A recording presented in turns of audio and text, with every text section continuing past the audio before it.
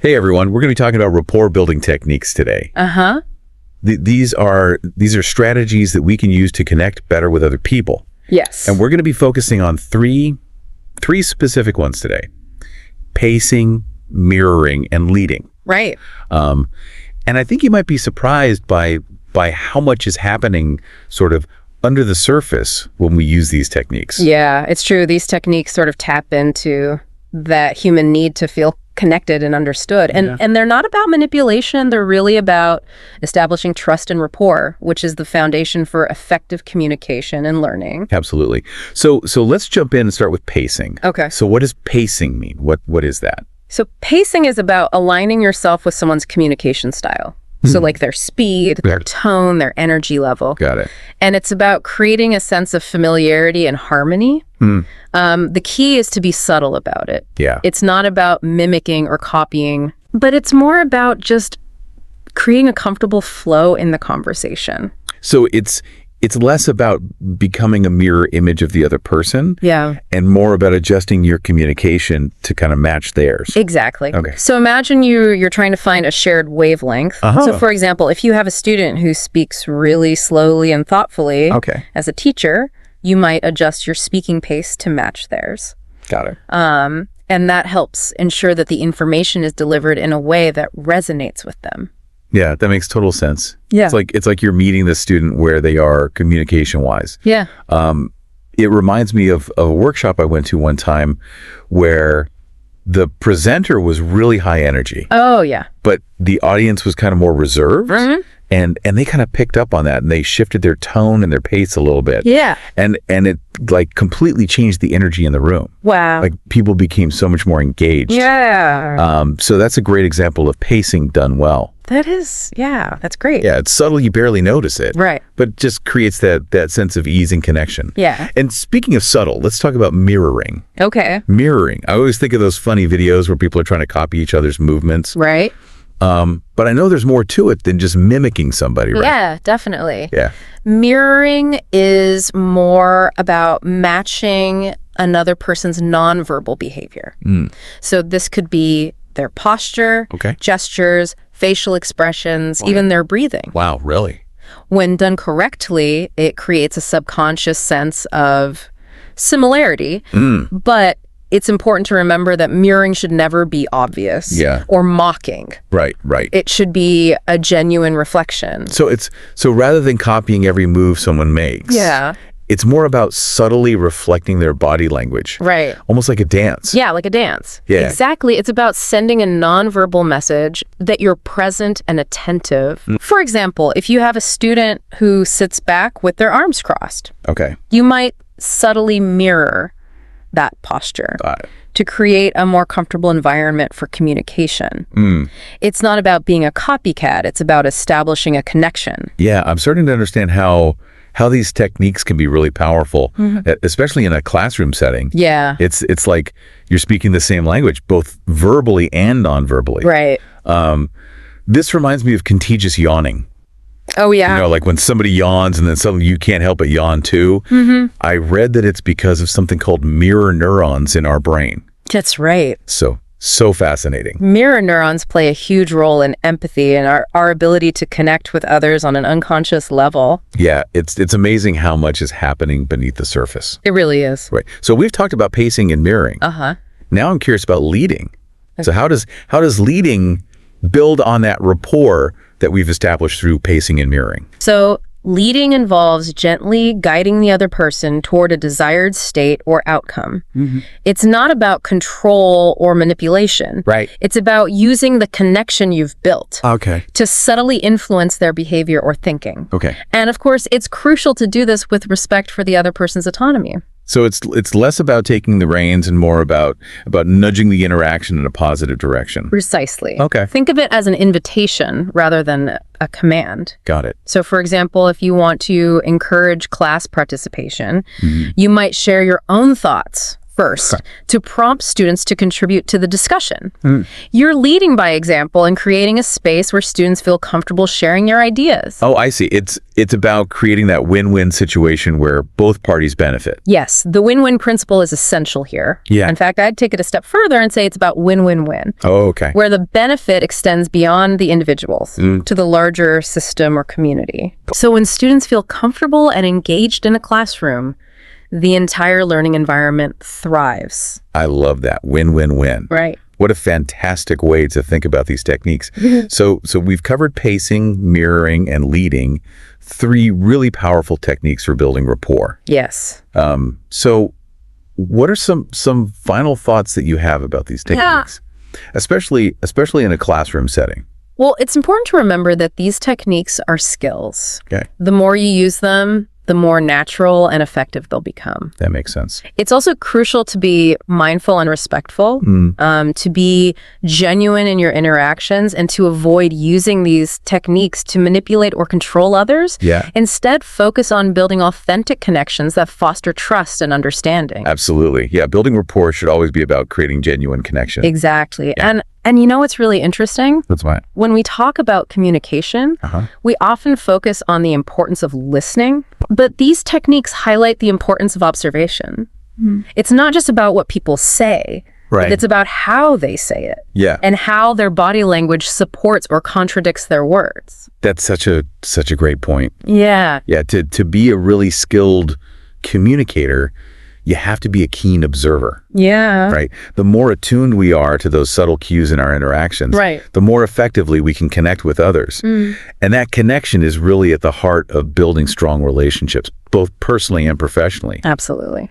So to wrap up this part of our conversation, what are some key takeaways that you want our listeners to remember about pacing, mirroring, and leading? Well, I hope our listeners will walk away with a deeper understanding of how these techniques can enhance communication and relationships. Remember, building rapport is about creating a shared understanding and connection. Yeah. It's about meeting people where they are, both verbally and non-verbally, and guiding them towards a desired outcome. That's a beautiful way to put it. Thanks. And to our listeners, as you experiment with these techniques, remember to be playful, be curious, and most importantly, be yourselves. Yes. Right. The beauty of these techniques is that they allow us to be more authentically ourselves while creating a space for others to do the same. It's about creating a space where authenticity can flourish. And that's such a powerful thing, especially in a learning environment.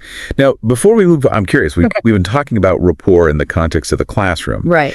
But I imagine these techniques can be applied in a variety of settings, right? Absolutely. Yeah. These techniques are incredibly versatile. Yeah. You can use them in any situation where you're trying to build a connection and understanding, whether it's a business meeting, a social gathering, or even a casual conversation with a friend. So it's really about human connection in general. Yes. These techniques tap into our fundamental human desire to feel seen, heard, and understood. Which helps us create more harmonious and fulfilling interactions in all areas of our lives. That's so empowering. It's like having a toolkit for communication. Yes. Right? To build those stronger relationships. Exactly. But I have to ask, are there any potential pitfalls to be aware of? Like, could pacing or mirroring backfire if it's not done well? Yeah, that's a great question. Yeah. Like any tool, these techniques can be misused. Okay. The most important thing is to be authentic and subtle. If your pacing or mirroring feels forced or unnatural, it can create distance rather than connection. So how can someone tell if they're pacing or mirroring effectively? Yeah. Are there any signs to look for? One way to gauge your effectiveness is to pay attention to the other person's responses. Okay. Are they becoming more relaxed and engaged? Are they opening up and sharing more? Got it. Those are good indicators that you're building rapport. So it's all about being attuned to those subtle cues. Yes. And shifts in the interaction, right? Observation is key. Yeah. You want to be aware of both verbal and nonverbal cues. Okay.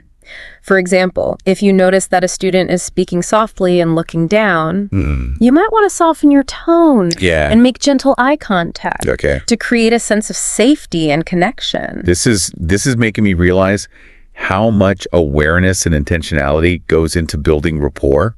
It does, yeah. It's not something that just happens. Right. It's a skill that can be cultivated. That's right. And it's a skill worth developing because it can have a profound impact on our interactions with others. Yeah. Whether you're a teacher, a parent, a friend, or a colleague, these techniques can help you build stronger and more meaningful relationships. This conversation has been so eye-opening. I'm feeling inspired to put these techniques into practice. I hope so. So before we wrap up, I have one final question. What advice would you give to someone who's brand new to these techniques? Yeah. And maybe feeling a little intimidated? Right. Where's a good place to start? I always recommend starting small. Go ahead. Don't try to master all 3 techniques at once. Got it. Choose one. Maybe start with pacing and focus on that for a while. Okay. Practice being more aware of your communication style and how it might be perceived by others. Okay. Then as you become more comfortable, you can gradually incorporate the other techniques. That's great advice. Start small, be patient, and have fun with it. Yes, exactly. This has been a fascinating conversation. Good. And I feel like I've gained a whole new perspective on communication. That's great. Any final words of wisdom for our listeners? Remember that building rapport is a journey, not a destination. It's an ongoing process of learning, adapting, and connecting with others. Yeah. Be curious. Be open. Yeah. And be willing to step outside of your comfort zone. The more you practice these techniques, the more natural and effortless they'll become. Beautifully said. And to our listeners, as you go forth and explore the world of rapport building, remember this. Yeah. Every interaction is an opportunity to connect, to learn, and to grow. Yeah. So embrace the challenge. Yes. Be kind to yourself and enjoy the journey. Absolutely. I love that perspective. Thinking of it as a journey makes it feel less daunting. Yeah. So let's talk about some specific examples. Okay. How can teachers effectively use these techniques with their students? Let's start with pacing. Okay. How can they implement that in a classroom setting? Well, imagine a teacher introducing a complex topic to a group of students. Some students might be eager to jump in and participate, while others might be more hesitant and reserved. Okay. A teacher skilled in pacing can adjust their energy and delivery to match the overall mood and pace of the class. So it's about reading the room and adapting your approach. Exactly. What if you have a class that's particularly quiet or withdrawn? That's where pacing becomes even more crucial. Okay. If a teacher comes in with a high energy, fast-paced approach, it might further intimidate those quiet students. Right. Instead, they could start with a slower pace, okay, a softer tone. Maybe even pose some open-ended questions to gently encourage participation. That makes a lot of sense. It's about meeting the students where they are emotionally and energetically. Exactly. What about mirroring? How can teachers use that technique effectively? Mirroring can be incredibly powerful in creating a sense of connection and understanding. For instance, if a student is sitting with their shoulders slumped and their head down, a teacher might subtly mirror that posture for a moment before gradually shifting to a more open and relaxed position. It's like you're saying, I see you, I understand where you're at. And then by subtly shifting your posture, you're non-verbally inviting them to shift with you. Exactly. And it's important to remember that mirroring isn't about mimicking every single gesture. Right. It's about finding those key nonverbal cues and subtly reflecting them to build rapport. Got it. Let's move on to leading. Okay. What are some ways teachers can use leading to enhance the learning environment? One way is through modeling behavior.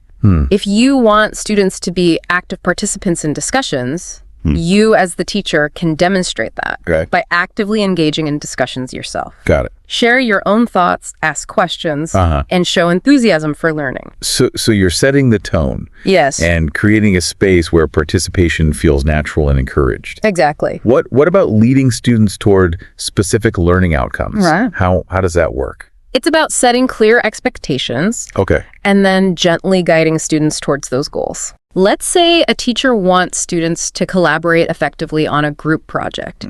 They could start by setting clear guidelines for collaboration, then provide opportunities for practice, offer feedback, and gradually increase student autonomy as they gain confidence. This has been an incredibly insightful conversation about pacing, mirroring, and leading. Thank you. I feel like I have a much deeper understanding of how these techniques can be used to build rapport and enhance communication. I'm glad to hear it. Any final thoughts for our listeners? Sure. Particularly teachers who are eager to apply these techniques in their classrooms. I'd say remember that building rapport is a continuous process. It's about being present, observing, and adapting your approach to meet the unique needs of each student. Yeah. And don't be afraid to experiment. Okay. The more you practice, the more intuitive these techniques will become. It's been a pleasure learning from you today. Likewise. To our listeners, thank you for joining us on this exploration of rapport building techniques. We hope you've gained some valuable insights that you can apply to your own lives. Yeah. And remember, the most powerful connections are built on authenticity. Yes. Empathy, and a genuine desire to understand and be understood. Absolutely. And that wraps up our conversation on rapport building. It's great talking to you. Yeah, you too. Thanks for joining us, everybody. Bye. Yeah.